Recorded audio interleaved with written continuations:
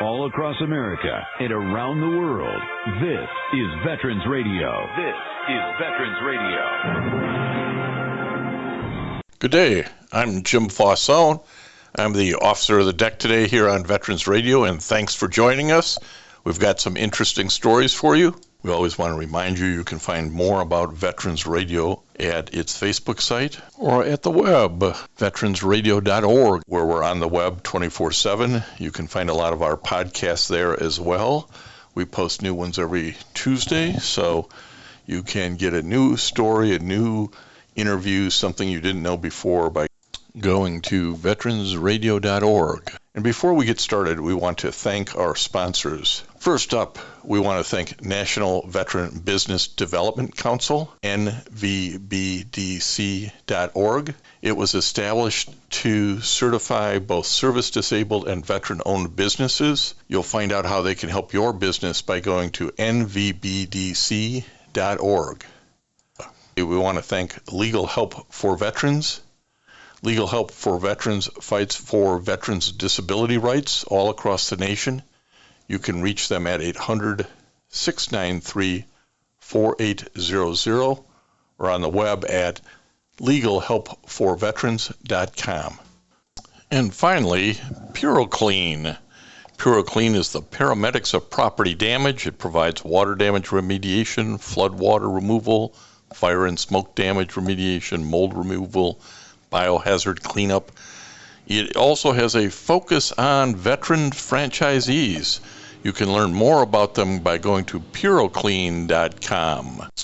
We just want to remind you that Veterans Radio podcasts are available on all your favorite streaming platforms, including rss.com, Apple Podcasts, Spotify, YouTube Podcasts, iHeartRadio, and Rees Across America Radio. So wherever you are, you can find us. We were recently identified as in the 15th spot, if you will, of the top 100 veteran-centric podcasts by FeedSpot. So we're really pretty proud of being in the top 15. So listen in wherever you're at to veteransradio.org and its podcasts. We want to welcome to Veterans Radio today historian, author, fellow, Quin Cho, who's going to talk to us about the Pacific Atrocities Education Foundation out in California, although I think he's actually on the East Coast at this point. But Quin, welcome to Veterans Radio.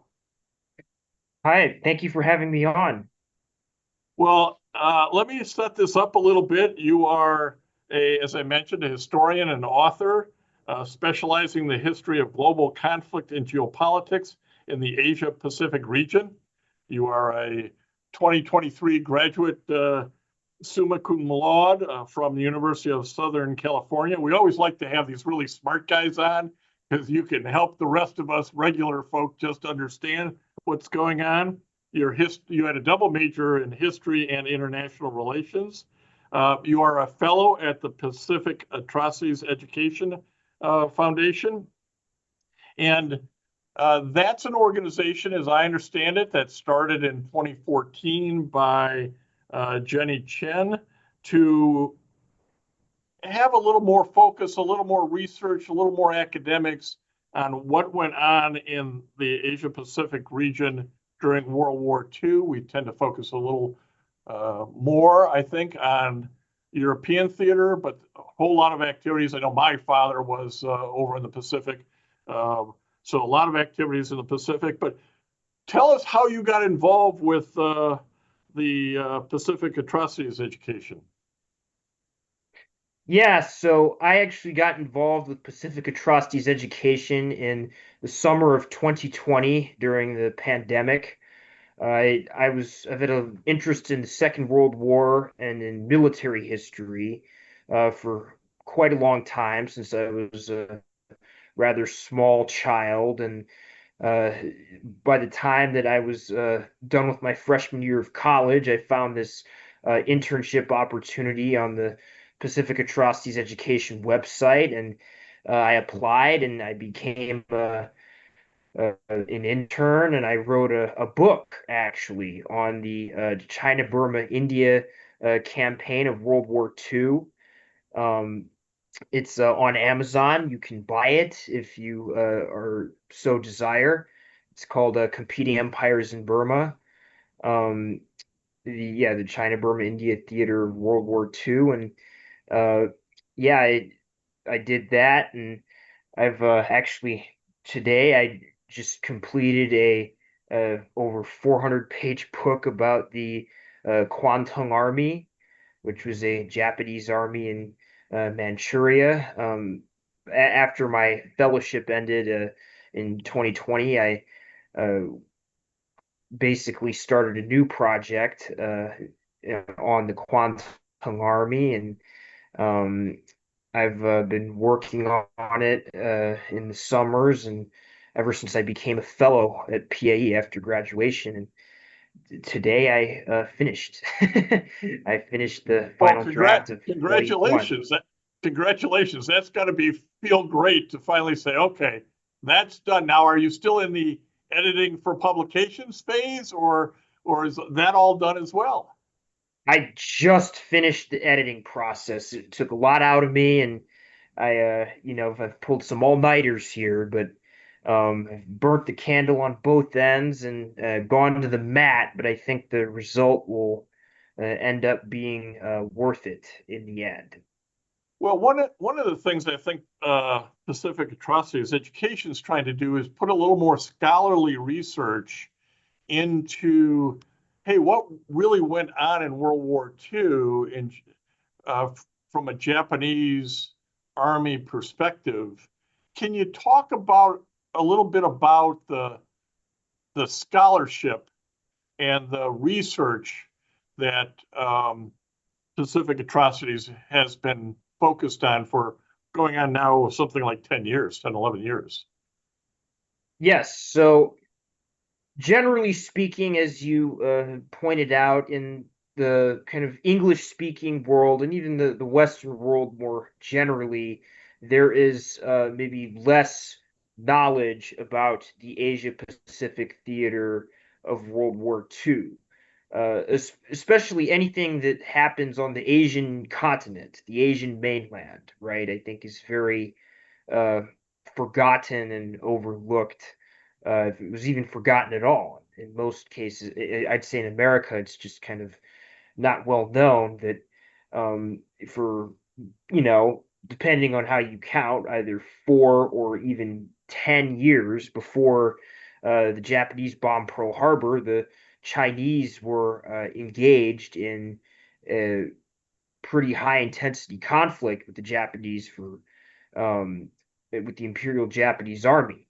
I think at the peak of the Imperial Japanese Army's uh, kind of deployment to China, I think there's somewhere around 1.5 or 1.6 million troops that were deployed, and they were these obviously being tied down to this extent in a country so big and vast as China is a bit of a strategic blunder from the perspective of Japan. But more to the question, we basically write about and try to inform English speaking audiences about a variety of different topics, mainly and especially the various atrocities the Imperial Japanese Army committed on the Asian mainland in their campaigns of imperial aggression, but also the campaigns themselves, the military history and the operational history, if you will. We try to tell that. I actually kind of see myself as being a bit of an ops guy. So that's we try to strike a fine balance, but there is definitely an emphasis on uh, the atrocities that the Imperial Japanese Army committed during the war. And a lot of this, as you mentioned, is, I don't think we in the United States really have maybe been exposed to it, in part because Hollywood hasn't done its bit to make the right movies, right? There are hundreds of books and videos that Pacific Atrocities has put up on its website, which is pacificatrocities.org. From fall of Saigon, fall of Singapore, I mean, the China-Burma-India War, Philippines resistance, and then Unit 731, which I want you to talk a little bit about because I don't know anything about this. And as you say, you've written, researched and written on the China-Burma-India Theater and the Quin Cho Army. Kind of give us at a high level those things which we just haven't yet focused on in that area. Yeah, so there's a lot to unpack in both cases. With regards to the China-Burma-India Theater, it is very noteworthy for being a very multinational theater. It is all, you have Chinese, you have Indians, you have West Africans, you have various different types of the Burmans and people who would not call themselves Burman from what's now called Myanmar. You obviously have the Japanese, you have Americans, you have British, and etc. and on down the line. It's a very diverse pool of people that are fighting over Burma, which was primarily important in a strategic sense because it is a route by which the Allies, Britain and America, could send China weapons, oil, and supplies, at least up through the spring of 1942 when Burma fell after a series of kind of rapid Japanese outflanking maneuvers of the defenders and the, shall we say, less than optimal preparation and deployment of those said defenders, to kind of give you an idea of the unpreparedness of the British defenders in Burma during the first Burma campaign. You had one division defending 400 miles of frontage. That, for reference, division should probably defend somewhere around about 10 kilometers of frontage in World War II. 400 miles is in almost, even if the terrain is totally impassable, would be quite a bit still to ask of one division. That's a rabbit hole. With regards to Quin, let me ask you this. Were the mistakes which Britain and the U.S. made in some of these actions in Asia in part because they just didn't know what the heck they were getting into? They were unfamiliar with that part of the world, or did they just truly underestimate the capabilities of the Imperial Army and maybe the Chinese forces as well? After you've done all this research, what are your thoughts on some of those strategic or operational mistakes that were made? So in the case of the British, especially early in the war, and even to an extent the Americans as well, there was an underestimation of the Japanese, the Imperial Japanese Army, that was rather severe. In part, it was kind of a byproduct of the prejudices of the day, of the kind of the racism, to put it bluntly. You had some, British soldiers and airmen who didn't think the Japanese could be good pilots or design good aircraft. And then they found out that the Japanese had established air superiority over Malaya and Singapore in the matter of a few days. But really, it's a combination of poorly appraising the enemy and also not being prepared to fight against an enemy that is weaponizing surprise, rapid light infantry outflanking maneuvers, and being ready for the jungle warfare, essentially.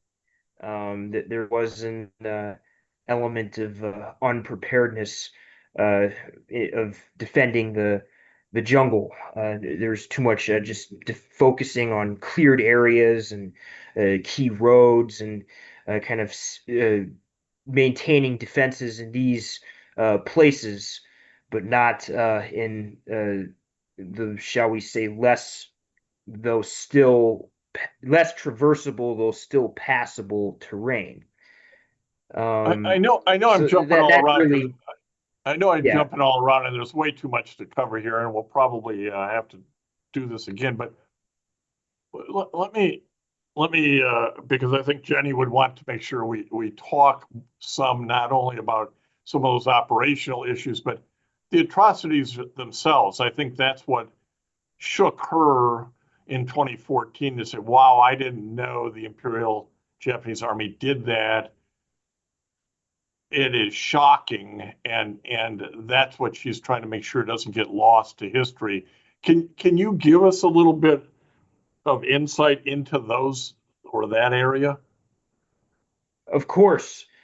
So I just completed a book on the Kwantung Army, and one of the kind of most extreme aspects of the Kwantung Army was, as you pointed out, Unit 731. And Unit 731 was the bacteriological and biological warfare uh, uh, element within the Kwantung Army. And its role was to test and try and develop bacteriological and biological weapons. But the way they did this was they experimented on people. And they, for instance, would inject people with diseases such as anthrax and syphilis, uh, and try and see what happened. They would freeze people. They would do experiments where they would try to find out the threshold for frostbite and what to what extent you could survive extreme cold or pressure, or alternatively live vivisections. They would basically take people's vital organs out of their body while they were still alive, and try to see uh, how long it would take for them to die, and what would happen, or they might try to reattach one part of the body to another. This was something that was, they made into an industry of sorts. They made it in. They did it at a scale and for a length of time that is uh, quite shuddering to think about. Quite honestly, it's and the craziest part is that after the end of World War II, they got off the hook because General MacArthur wanted the results from the experiments, and he didn't opt to prosecute them at the Tokyo war crimes trials. The head of 731, Ishishiro, he exchanged the results of the experiments for essentially going free. There is, I think, widely known in the United States, the certain amount of brutality in the Japanese POW camps. I think the death rate far exceeded the death rate in the German camps. As you research this and thought about some of these atrocities, is there an explanation or a rationale for why? Well, in terms of Western Allied prisoners of war in German camps. I think the death rate was somewhere around like 3% or something. It was pretty small. In the Japanese prisoner of war camps, it was somewhere around 27%. If you were alternatively a Chinese prisoner, you were basically dead if you got taken prisoner.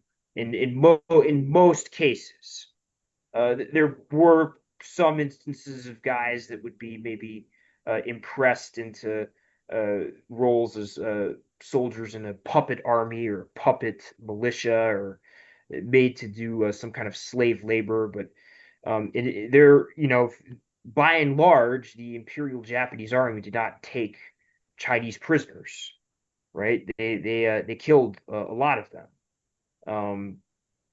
That was kind of their modus operandi, and one of the reasons that the IJA treated prisoners so badly was because of the culture that was kind of fostered within the IJA from basic training on forward. So there was frequent corporal punishment from NCOs that was inflicted on the enlisted ranks during basic training, and even after. This was quite common. Officers would also sometimes strike their subordinates. You would, and all the while, these men are being kind of inculcated with the idea that it's very shameful to surrender. It's very shameful to give up. It's not a fighting man does not do this. He doesn't give up the fight as long as he has fighting breath. This was in many ways a byproduct of the IJA's doctrinal emphasis on morale and spirit and elan over kind of factors such as firepower or numerical superiority or material capability. This was in people call it kind of understand it in terms of Bushido, or the way of the warrior. Even really, the IJA actually, in a sense, picked and chose what it wanted to from the existing tradition or pre-existing tradition of Bushido, and they basically chose the parts that were more suitable to creating brainwashed warriors that would kill at the drop of a hat and on command. Without any sense of humanity, right? If you're going to kill all the Chinese prisoners, and the death rate in the Japanese POW camps for Americans and Australians and British 27. was so high, there's really no sense of humanity there, was there? Well, there's no humanity. It's also worth noting that Japan went to war with a limited food supply, right? So you're basically, they went to war with only kind of 90% of the food requirements that they needed, which sounds okay until you realize that at least probably 5 to 10% of the population is going to starve because of that, if not more. When you take into account infrastructure and kind of various inefficiencies and things of that nature. So, for instance, in Vietnam, towards the end of the war in 1944 and 5, you had over 1 million people starved to death because the Japanese infantrymen were kind of left to wither on the vine. Their logistical situation had collapsed in part because of the American submarine campaign in the latter years of the war, and in part because the IJA's logistical system was very flawed and limited to begin with. But they were basically just going around foraging for food and um, basically, stealing it from Yeah, they didn't need another these. mouth to feed, however you were a prisoner. Let me ask you this as we kind of run through some time here, and why is it important that the work of the Pacific Atrocities Education move forward? What is it as an author, a historian, a researcher? Give us that sort of big picture view of why it's important not to forget this. Well, it's important for several reasons. For one thing, you have it's in within living memory, and there is also a historical memory of all the atrocities and misdeeds that the Imperial Japanese Army committed in Asia during the war. So in China, for example, in I think this month you have films being released about Unit 731 and also about the rape of Nanking, which is probably the more Iris Chang wrote a very famous book entitled "The Rape of Nanking," I think back in 2003, and it did a very good job of chronicling how the Imperial Japanese Army basically slaughtered probably hundreds of thousands of Chinese in Nanking after the fall of the city. Um, so these events and these historical occurrences are still within living memory uh, of many people in East Asia.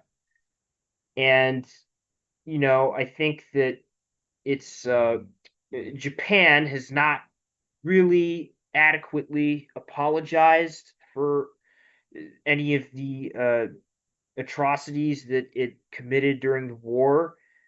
And I must say that the American government in the post-war era made a conscious decision to empower certain elements within Japan that were complicit, or in some cases more than complicit, in the war crimes that were committed during the war. So to give an example, there was a fellow named Kishi Nobusuke who oversaw the economy and industrialization of Manchuria, and he was using slave labor in the millions to basically build a military industrial complex in Manchuria.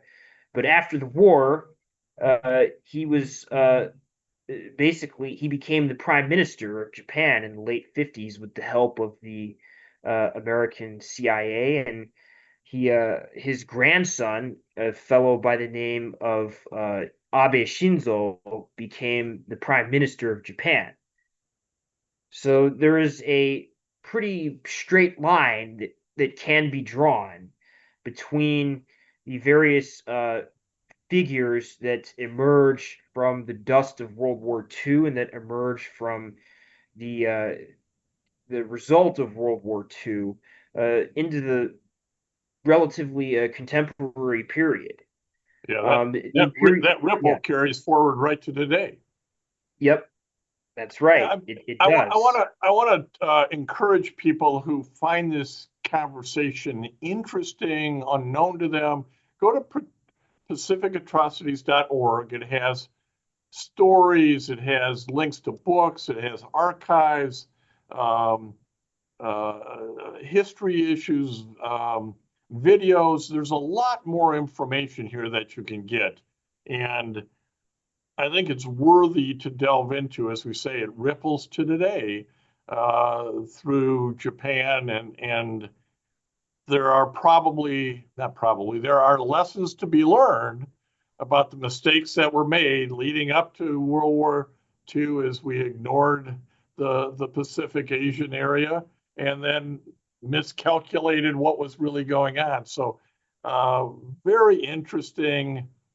And I really appreciate your time, Quin Cho, author, historian, fellow with Pacific Atrocities Education. And I want to thank everybody for listening to Veterans Radio today. I am Jim Fausone. It's been a pleasure to be your host. I'm a veterans disability lawyer at Legal Help for Veterans, and you can reach us at 800-693-4800 or legalhelpforveterans.com on the web. You can follow Veterans Radio on Facebook and listen to its podcasts and internet radio shows by visiting us at veteransradio.org. That's veteransradio.org.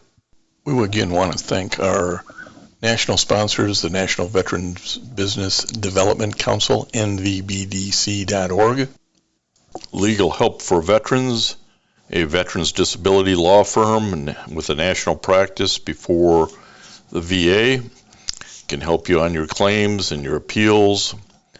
It can be reached at legalhelpforveterans.com or 1-800-693-4800.